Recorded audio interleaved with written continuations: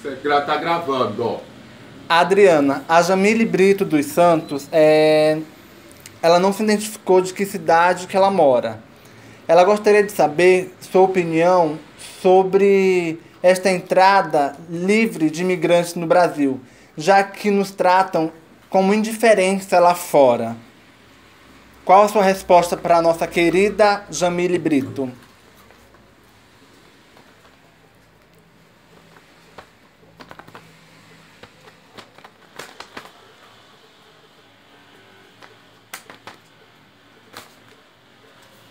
Entendeu?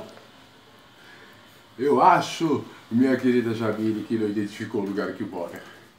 Eu acho que você mora no Brasil. Foi a primeira coisa que você disse. Desculpa. Vamos pensar na história da nossa mãe, a nação mãe de todas as nações, de onde provenia o acontecimento atmosférico, né, o desastre natural ou azastre natural, que vai tomar no seu cu, Lia. Ei, desculpa, é o azastre natural que teve nos proporcionado a divisão de terra, formando então assim a diferenciação de países. Lembremos-nos, pois, que o bojo terráqueo continha grande massa aquática que fazia suas divisões entre doces e salgadas, e que o bojo terráqueo, ou seja, a superfície sólida que a gente chama de terra firme, era apenas um conjunto que por um desastre natural fora... O que aconteceu aí? Só apagou a luz mesmo? Tá bom. Que por um desastre natural fora dividido em diversas camadas que deu a divisão dos países, com o acordo do tempo foram se separando, mas que a mãe de todas as nações é a África, princípio do surgimento da vida humana e evolução da mesma também. Na África, porém, existiu dentro dos tempos mais assim, menos remotos, porém menos remotos, um imperador muito forte. Ele chamava-se Monza. O Monza era negro, era um imperador, o império dele era o mais rico que já pôde identificar-se na humanidade. Os seus jardins superavam em beleza, inclusive a beleza dos jardins babilônicos. Ele foi tão rico e pouco remembrado, porque ele foi, na verdade, um outro tipo de desastre. O que ele fez? Ele, para poder conseguir um império, né, lembrando que a terra era dividida por clãs, ele fez o quê? Ele começou a submeter a si as tribos mais fracas que ele. Ele foi o cara que jogou pelo interesse.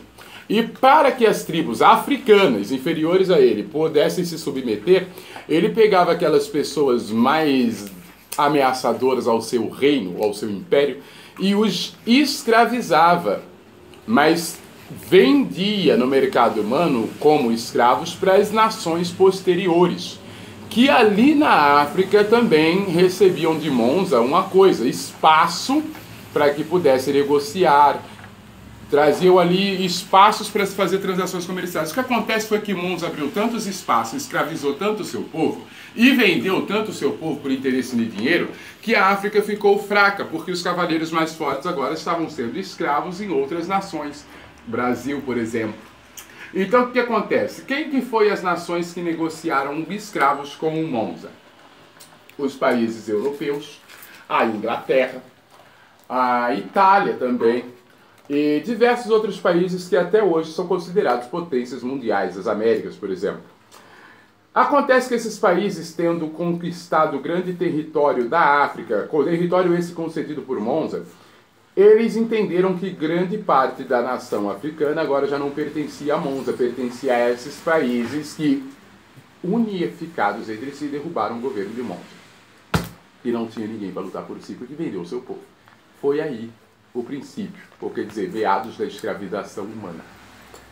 Lembremos-nos, pois, então, que acima de tudo, fora os conflitos básicos de egocentrismo da nossa parte humana, é isso que eu acho a respeito de permitir a entrada livre de estrangeiros no nosso país. Enquanto a entrada desses estrangeiros forem a passeio, por mim eu tô que se foda. O que realmente me preocupa é a entrada de países aqui na nossa nação, inclusive esses considerados potências mundiais, tomando território. E graças a um governo incompetente, monzáquico, que a gente tem aqui no nosso país, eles conseguem, inclusive, além de um território para montar suas empresas, que a gente fica por inconsciência mendigando um emprego nessas empresas porque a gente aí julga multinacionais, né? Então a gente cede o nosso território para que essas empresas utilizem-se e nos beneficiem com emprego. Tu tá me entendendo?